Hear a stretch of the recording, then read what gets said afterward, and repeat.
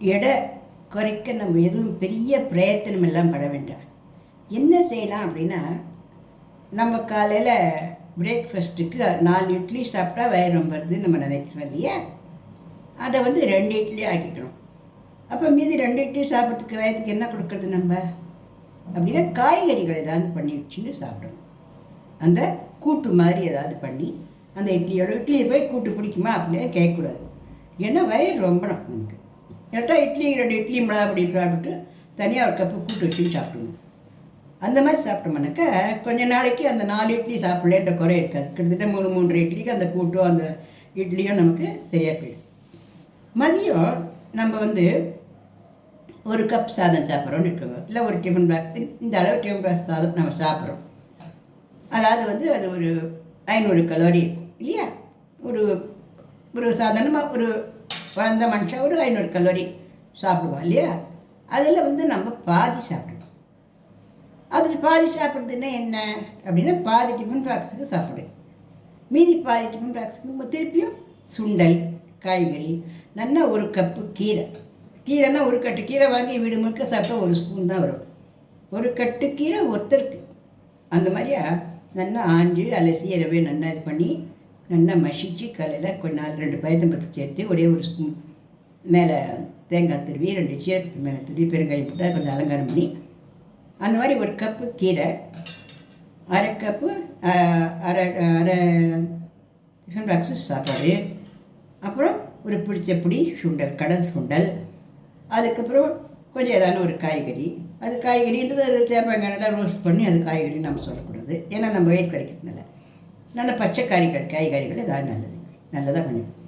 இச்சை சாப்பிட்டோம். அப்புறம் ரசம் மோர் எதை சாப்பிட்ற மாதிரி சாப்பிட்டோம்னாக்க இது மதியத்துக்கு ஆகிடும். இப்போ சாயங்காலம் டீ காஃபி இதெல்லாம் கட் பண்ணிடணும். எடை குறைக்கணும்னு ஆரம்பிச்சிட்டோன்னா சர்க்கரையே உதவாது. சர்க்கரை நமக்கு நிறைய ஃபேட் ஆகி உடம்பு உண்டாயிடும். அதனால் அதெல்லாம் நிறுத்திடணும். அதுக்கு மேலே என்ன சாப்பிட்ணும், மோர் தான் சாப்பிடணும். இல்லை ஹாட் வாட்டர் சாப்பிட்டுக்கலாம், மோர் சாப்பிட்லாம். இந்த மாதிரி சாயங்காலம் வேலையை கொஞ்சம் பொருள் சாப்பிட்டுட்டு கிஸ்கெட்டு பப்ஸு கிப்ஸு அப்புறம் சமோசா நேவுன்னு அதெல்லாம் வேண்டாம்.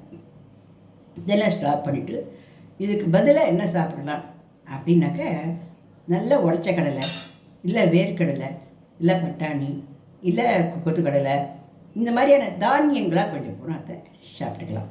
இல்லை பயரை நல்லா ஊற போட்டு முளைக்கட்டி, நம்ம 2 நாள் முளைக்கட்டி வந்துடும். அந்த பயிரில் சிட்டி கப்பு போட்டு அதில் அந்த வெள்ளரிக்காய், வெங்காயம், தக்காளி, இதெல்லாத்தையும் பீட்ரூட் பிடிச்சப்போ அதை கூட திரி போட்டுக்கலாம். எல்லாத்தையும் போட்டு கேரட்டு திரி போட்டுக்கலாம்.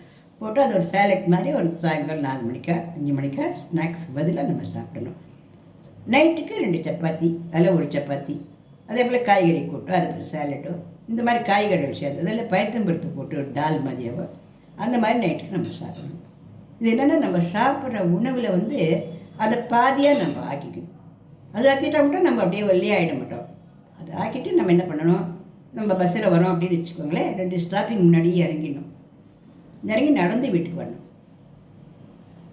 அதாவது 2 கிலோமீட்டர் ஒரு நாளைக்கு நடக்கணும் கண்டிப்பாக. அது நல்லா 2 கிலோமீட்டர் ஒரு நாளைக்கு நடக்குது என்ன ஆகும்னாக்கா, ஒரு மாதத்தில் 2 புள்ளி அதுக்கு மேலே கொஞ்சம் போகும். அந்த அளவு கிலோ உங்களோட எடை குறையும். இந்த மாடலில் நம்ம பண்ணோம்னா போதும். இந்த சப்பாத்தி சாப்பிட்றதோ நைட்டு டின்னர் சாப்பிட்றதோ 7 மணியோடு முடிச்சிடணும். நைட்டு 7 மணிலேருந்து அடுத்த நாள் காலத்தில் 6 மணி 7 மணி வரைக்கும் தண்ணியை தடுத்து வேறு எதுவும் சாப்பிடக்கூடாது. இந்த மாதிரி நம்ம நல்லா இதே மாதிரியாகவே நம்ம கடைப்பிடிச்சின்னு வந்தோம் அப்படின்னாலே உடம்பு நம்ம இப்போ ஒரு 80 கிலோவில் இருக்கும் அப்படின்னு வச்சுக்கோங்களேன். ஒரு 3 மாத காலம் இந்த மாதிரி டயட் கடைப்பிடிச்சோம் அப்படின்னா கண்டிப்பாக 70 கிலோவுக்கு 3 மாதத்தில் வரும். ஆனால் இதே போல் இருக்கணும். ஒரு நாள் தானே, ஒரு வேலை தானே, பசியே அடங்கலையே, இப்படியே நம்ம மேலே பெரிதாகப்பட்டுட்டு ஒரு 4 நாளைக்கு பண்ணிட்டு 5ஆம் நாள் சாப்பிட்டு ஆரம்பிச்சிட்டோம், 2 நாள் நடந்து 3 நாள் நடக்க முடியல அந்த மாதிரிலாம் பண்ணோம்னா அது நமக்கு திருப்பி அந்த எடை அப்படியே தான் இருக்கும். ஆனால் சாப்பிடாம பட்டினி கடந்து உடம்பு எடையை குறைச்சோம்னாக்கா மெட்டபாலிசம்லாம் கெட்டு போயிடும்.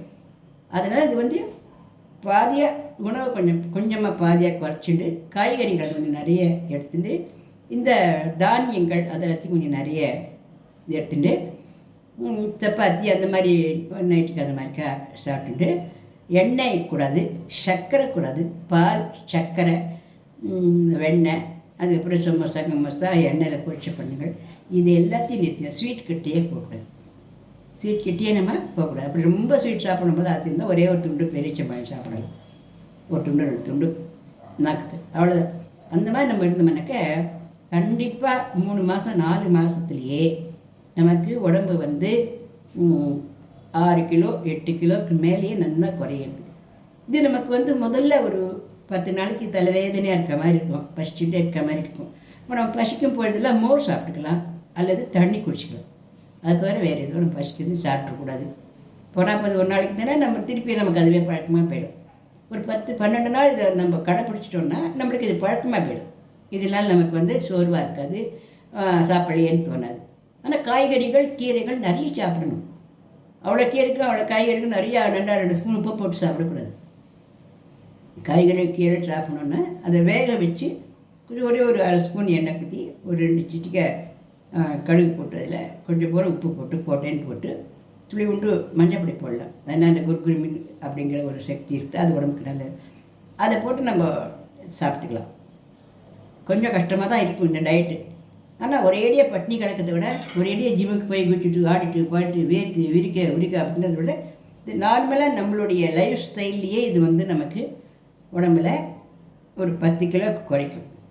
இந்த டயட்டை நானே இருந்துட்டுருக்கேன். நானே ரொம்ப 90 கிலோவில் இருந்தேன் மீனா. இப்போ நான் 72 கிலோவுக்கு வந்திருக்கேன். ஆனால் நான் 6 மாதம் டயட்டில் நான் ஒரு 4-5 வருஷங்களாகவே டயட்டில் இருந்துட்டுருக்கேன். இந்த மாதிரி பண்ணுற சமயத்தில் நமக்கு என்ன ஆகும் அப்படின்னாக்கா வயிறு வந்து அதுக்கு ஒத்துக்கும், மனசும் அதுக்கு ஒத்துக்கும். நம்மளுக்கே வந்து எடை குறையிலன்னா மனசு அது ஒத்துக்க மாட்டேங்குது. ஐயோ பாவம் நான் என்ன தான் பண்ணுவேன் அப்படின்னு. சில பேர் இதிலெல்லாம் முன்னாடி எடை குறைய போகிறது எத்தனையோ பண்ணுறோம், இந்த மாதிரி பாதி சாப்பாடு குறைச்சதுனால ஒன்று உடம்பு இறக்கி போடுது அப்படின்னு சொல்லுவாள். இல்லைன்னு சில பேர் கல்யாண காட்சி இந்த வயசு சாப்பிட எந்த வயசுனா 50 வயசு ஆச்சுன்னா ஒன்றும் சாப்பிடக்கூடாதுன்னு டாக்டரே சொல்லிவிடுவாள். இப்படிலாம் சொல்கிற சமயத்து நம்ம கொஞ்சம் அப்படி மனசு பால் மாதிரி ஐயோ நம்ம இப்போ சாப்பிட்டா உண்டு அப்புறம் சாப்பிடக்கூட கூடாதுன்ற, அதனால் இப்போ சாப்பிட்டுக்கலாம் அப்படி நம்ம பண்ணோம்னா அந்த எக்ஸஸ் தானே அந்த உணவு எக்ஸஸ் தான் அதிகமான அந்த எடை வந்து உடம்புக்கு கெடுதலை கொடுக்கும், நோய்களை கூப்பிடும். அதனால் இப்படி பண்ணி பார்க்கலாமா? இந்த பதிவு பிடிச்சா லைக் பண்ணுங்க, ஷேர் பண்ணுங்க, சப்ஸ்கிரைப் பண்ணுங்க.